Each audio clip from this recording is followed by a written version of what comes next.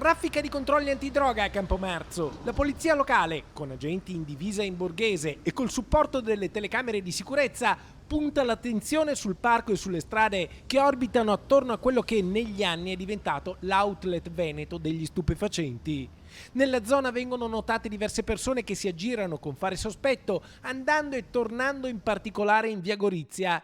Tre italiani vengono visti attraverso le telecamere mentre acquistano e nascondono droga destinata all'uso personale. Così a più riprese la pattuglia antidegrado entra in azione, sequestra un totale di 0,77 grammi di eroina e si mette alla caccia di due pusher africani che, dopo aver venduto la droga, si sono mischiati alla folla del Luna Park. I tre consumatori invece vengono fermati e identificati. Sono italiani e, come previsto dall'ordinanza, vengono chiamati a pagare 400 euro di multa a testa.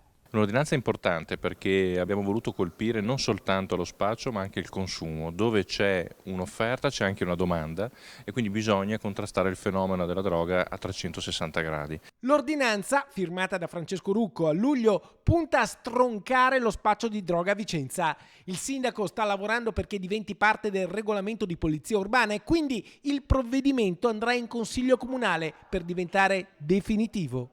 Diventerà definitiva con sanzioni di 400 euro come minimo edittale per chi acquista o comunque partecipa alla cessione di droga.